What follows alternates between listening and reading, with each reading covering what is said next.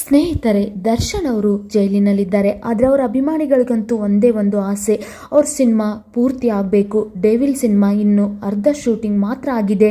ಆದರೆ ಅಭಿಮಾನಿಗಳ ಕೋರಿಕೆ ಒಂದಾಗಿದೆ, ಅವರು ಜೈಲಿನಲ್ಲೇ ಇದ್ದು ಅವರಿಗೆ ಡೆವಿಲ್ ಸಿನಿಮಾ ಪೂರ್ತಿ ಮಾಡಲು ಅವಕಾಶ ಮಾಡಿಕೊಡ್ಬೇಕೆಂದು ಎಲ್ಲ ಅಭಿಮಾನಿಗಳು ಕೇಳಿಕೊಳ್ಳುತ್ತಿದ್ದಾರೆ.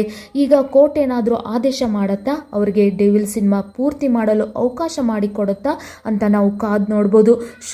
ಅರ್ಧ ಶೂಟಿಂಗಿಗೆ ಮಾತ್ರ ಈ ಸಿನಿಮಾ ನಿಂತಿದೆ. ಇನ್ನು ಸ್ವಲ್ಪ ಭಾಗ ಮಾತ್ರ ಶೂಟಿಂಗ್ ಉಳಿದಿದೆ. ಆದ್ರಿಂದ ಕೋರ್ಟ್ ಏನಾದರೂ ಆದೇಶ ಮಾಡಿದರೆ ಜೈಲಿನಲ್ಲಿ ಇದ್ದೇ ಅವರು ಶೂಟಿಂಗ್ ಪೂರ್ತಿ ಮುಗಿಸ್ಬೋದು ಅಂತ ಏನಾದರೂ ಆದೇಶ ಮಾಡಿದರೆ ಅವರು ಖಂಡಿತವಾಗಿಯೂ ಶೂಟಿಂಗ್ ಪೂರ್ತಿ ಮಾಡಿಕೊಡುತ್ತಾರೆ. ಡೆವಿಲ್ ಸಿನಿಮಾ ಬಿಡುಗಡೆಗೆ ಅವಕಾಶ ಮಾಡಿಕೊಡುತ್ತಾರೆ ದರ್ಶನ್ ಅಂತ ಎಲ್ಲ ಅಭಿಮಾನಿಗಳು ಕಾದು ನೋಡುತ್ತಿದ್ದಾರೆ.